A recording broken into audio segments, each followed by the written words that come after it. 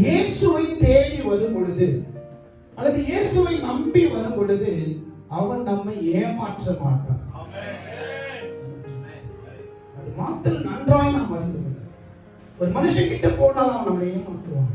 ஒருத்தர் மேல் அன்பு சேர்த்து நம்மளை ஏமாத்துவாங்க. ஒருத்தருக்கு உதவி செய்தாலும் நம்மளை ஏமாத்துவாங்க.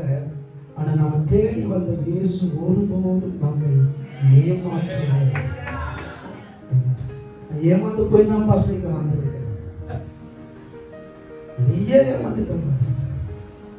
சில வேளையில் அந்த பாதையில் போக வேண்டிய நிலைமை வரும் என்றால் அப்போ ஏமாற்றாத ஒருவர் இருக்கிறார் என்பதை ஏழை என்கிற மனிதன் வந்திருக்கிறார். லூக்கா 8ஆம் அதிகாரம் முழுவதும் நீங்க வீட்டில் வாசிக்கலாம் நேரமில்லை.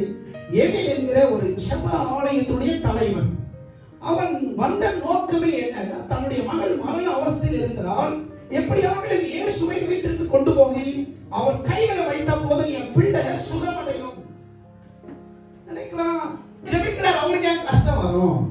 ஊழியம் செய்யறாங்க, ஏன் கஷ்டம் வரும்னா, இயேசு உலகத்தில் இருக்கிற வரைக்கும் உலகத்தில் உங்களுக்கு உபத்திரவங்கள் ஒன்று திடன்படுங்க, நான் உலகத்தை வந்து ஒரு பெரிய எதிர்பார்ப்போடு வருகிறான். இயேசுவும் அங்கே அந்த இடத்துல நீங்க பாத்தீங்கன்னா ஒரு வீட்லயோ ஒரு தேவாலயத்துல இல்லை, அவர் ஸ்ட்ரீட்ல நடந்து கொண்டிருந்தாரு. அந்த தெருவுல பார்க்காம இயேசுவின் பாதத்துல விழுந்தான். இயேசு கிட்ட வந்தாங்க, நம்ம யாருன்னு நம்ம மறந்துடும். ஃபர்ஸ்ட் படிப்பு, நமக்கு இருக்கிற டிகிரி, நமக்கு இருக்கிற செல்வாக்கு, நமக்கு இருக்கிற அதிகார பலம், நமக்கு இருக்கிற எல்லாத்தையும் ஓரமா வச்சு அவர்கிட்ட நம்மை தாண்டும் பொழுது அவன் நாம் எதிர்பார்த்திருக்கிற முடிவை செய்வான். பார்த்து கேட்கிறேன், ரொம்ப சீக்கிரமா வாங்க ஆண்டவரேன்னு கேட்கிறேன். வரும்போது நடுவில் ஒரு அம்மா வந்து சுகம் பெற்றுக்கொள்றாங்க. பெற்றுக்கொள்ளும் போது இயேசு கேட்கிறாரு, யாரு தொட்டது? நிறைய பேச்சுவார்த்தை நடக்குது. நடந்து கொண்டிருக்கும் பொழுது வீட்டில இருந்து ஒரு கூட்டம் வருது. வந்து சொல்லுது, போதகரை வருத்தப்படுத்த வேண்டாம், மகள் அவருடைய ஆலயத்தில் தானே நான் ஊழியம் செய்யறேன், அவருடைய ஆலயத்துக்கு நான் வருகிறேனே, ஜெபங்களுக்கு வருகிறேனே, இப்படிப்பட்ட உபவாச கூட்டங்களுக்கு வருகிறேனே, நான் எதிர கர்த்தருக்கு குறை வைத்திருக்கிறேன். ஆனால் ஏன் என் மகள் மறைக்கிற வரைக்கும் இயேசு வரவில்லை?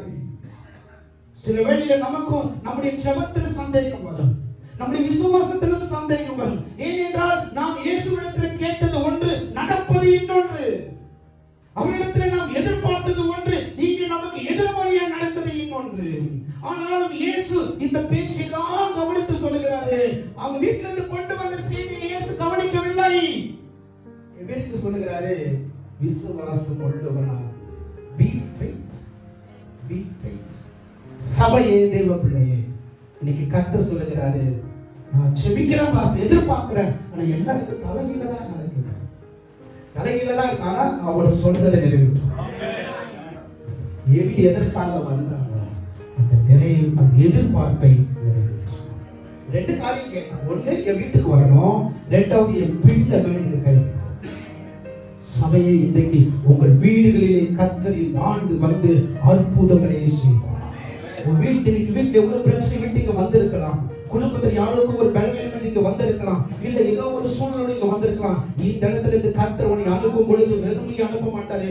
அவரே உன்னோடு கூட வந்து உன் வீட்டுக்கு வந்து உன் வீட்டுக்குள்ள இருக்கிற எல்லா துக்கத்தை, அழுகையின் சத்தத்தை கர்த்தர் மாற்றுவார்.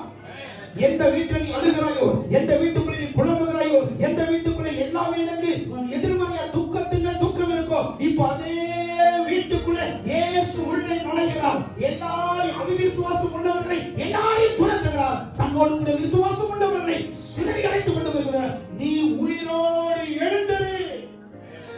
மரித்தவன் எழுந்து உட்கார்ந்தான். நான் நினைக்கிறேன், ஏவேல் எதிர்பார்த்ததை செய்வார் என்றால் நீ எதிர்பார்த்திருக்கிறதை கர்த்தர் செய்வார். ஏவேல் எதிர்பார்த்தது வீட்டுல நான் செத்து போனத உயிரோட, நம்ம வீட்டுல யாரும் சாப்பிட இல்லை, உயிரோடு தான் இருக்கிறாங்க. அப்ப செத்தவர்களை உயிரோடு எழுப்ப முடியும் என்றால் உயிருள்ளவர்களை ரட்சிக்க விசுவாசத்தோடு இயேசுவின் நாமத்தினாலே இந்த முதல் வாக்குத்தத்த ஆராதனைக்கு வந்த உன்னை பார்த்து சொல்ற, நீ விசுவாசத்தோடு போ. ஒருவேளை உனக்கு செய்திகள் வரும் பொழுது வேற ஏதாவது இருக்கலாம், ஆனாலும் முடிவு கர்த்தருடைய கையில் இருக்கிறது. அல்லேலூயா. மனுஷங்க நினைக்கிற முடிவு உனக்கு நடக்காது. பக்கத்துல பார்த்து சொல்லுங்க, மனுஷங்க நினைக்கிற முடிவு உனக்கு வராது. என் கர்த்தர் நினைக்கிற முடிவு தான் உனக்கு வரும்.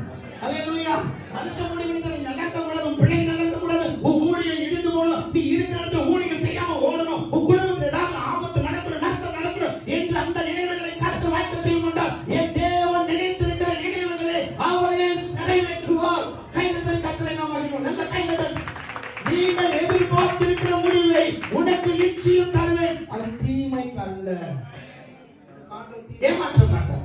இரண்டாவது, அவர் ஒருபோதும் தப்பு செய்ய மாட்டார். never do mistakes. நம்ம தான் மிஸ்டேக் பண்றோம்னு சொன்னா, ஒரு மிஸ்டேக் உனக்கு என்ன செய்யணுமோ கரெக்டா செய்யணும். அது எந்த மாற்றமே இருக்காது. ஹல்லேலூயா. நீங்க இந்த வருஷம் என்ன எதிர்பார்த்தீங்க வந்திருக்கீங்க, அது நிச்சயம் நிறைவேறும். நம்ம எல்லாம் எழுந்து நிற்கலாம்.